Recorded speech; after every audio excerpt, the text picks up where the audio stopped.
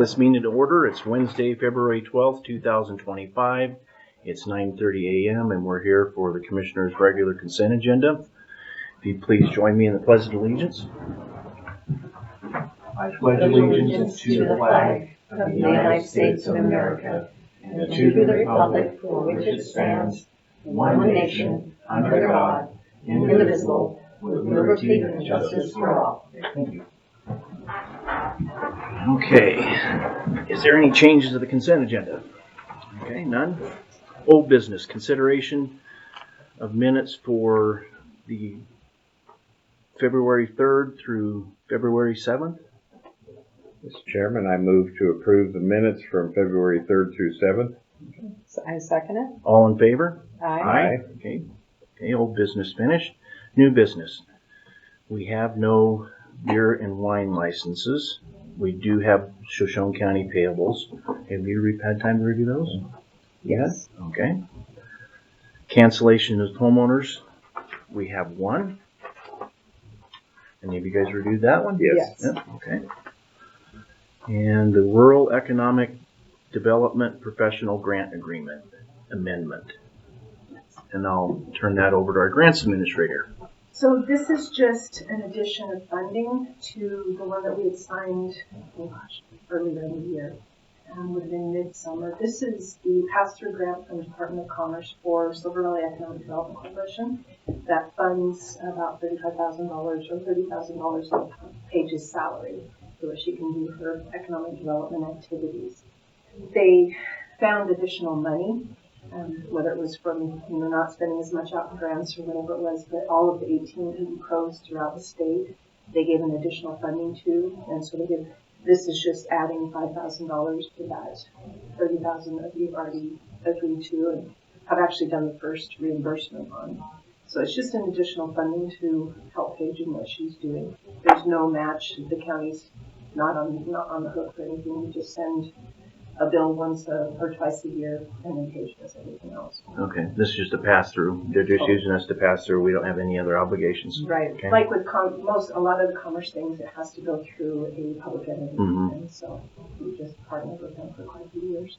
Okay. Any questions? No. Any other questions? No? Okay.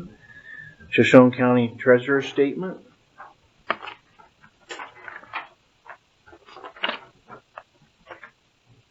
We're at 21 million or so. Yeah, I saw that. I was going to look at it. Yeah, it's 21,210,289.87. We reviewed that. Yes. Okay. And a resolution of the Shoshone County Political Subdivision of the State of Idaho authorizing destruction of certain public records upon request of an elected official or department head. That's resolution 2025-7. You reviewed that? Yes. Okay.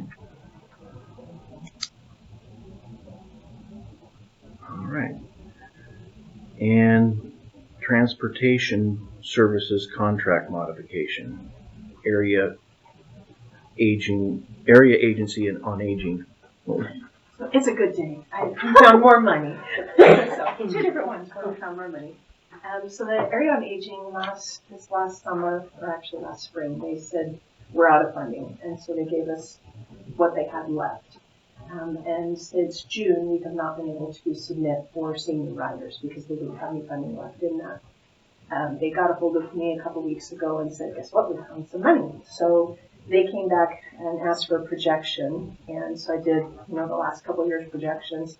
And for 60 plus riders, we average 1,074 over 60 riders per month on the bus system.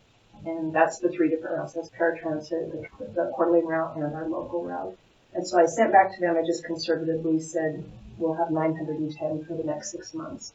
And so they were able to come back and fund us for 753 riders a month, but they gave us an additional $13,650 over the next 6 months.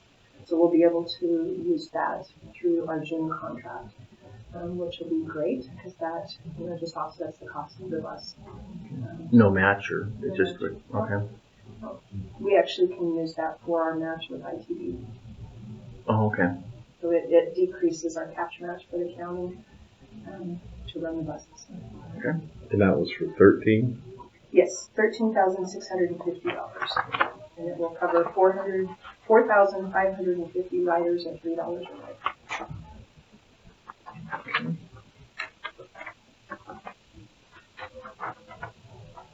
Okay, that sounds good. Do you have any questions regarding that? Any questions? Okay. Thank you for Yeah. taking. Yeah. I would entertain a motion to approve the consent agenda. Mr. Chairman, I move to approve the consent agenda as stated. I second it. All in favor? Aye. Aye. Okay, consent agenda is passed as written. Public comment. This economic development, we're done with it after this, we don't have to do any more paperwork for it, nothing else.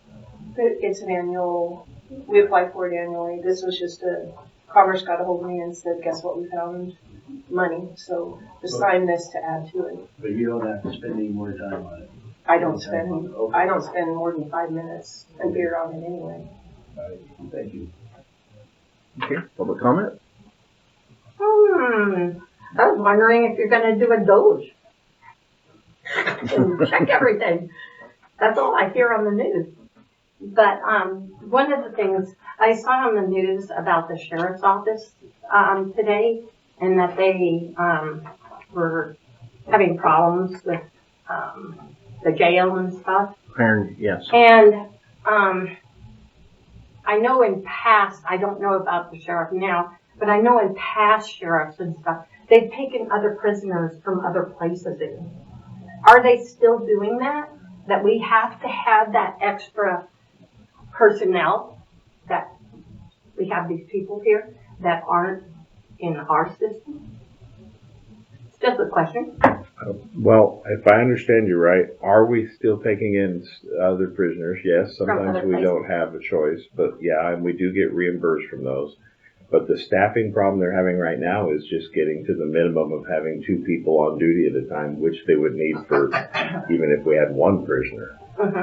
They don't have enough, and that's just been a hiring problem, finding people who are qualified to get to a minimum staffing, irregardless of the number of prisoners right now, because you're supposed to have at least 2, if I understand correctly, in case something happens and one is busy, that there's somebody else still paying attention to the rest. So.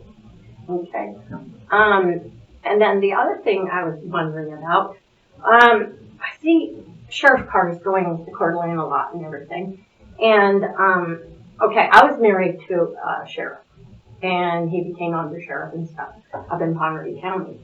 And when he first got hired there, as a sheriff, he had to move up there 5 days a week when he was on call, or when he was working those days. I was in Spokane, and became a girlfriend, her husband also. So they went up there into Ponderay County, and they rented a place together because they had to be there for those 5 days they were on shift. Because sometimes they're on call, too, at night. And if they're going to Coeur d'Alene, how is that being on call and being there instantly? Because that's why my husband and her husband had to move up there those 5 days until we could sell our homes down in Spokane, and we moved up there. Okay. If he chose to stay there and me stay there, then he still would have to live there 5 days he was on duty. It's a question. Okay, and I don't think we can answer it. I don't have a. So, yeah. Well, It's up to the if sheriff. the sheriff would have been here and stuff, Yeah. I would ask. Okay. I mean, because I don't understand if they're in this county, they need to be in this county. Mm-hmm. If that makes any sense. It does. Okay. I mean, I lived in Spokane for 8 months before I could sell my house. That he lived up there 5 days a week. Okay. All right. Well, thank you for the question. I'll see if we can get it answered. Okay. All right. Anything further? I think I'll leave you alone. Oh, that's okay. Thank you. We'll have we have an executive session, so I would entertain a motion to go into executive session for indigent cases. I make a motion, we move into executive session pursuant to Idaho Code 74-2061B. Roll call? Or actually second. Second. Commissioner Cowell, Here. Commissioner Zimmerman, Here. Commissioner Grant. Yes. Here.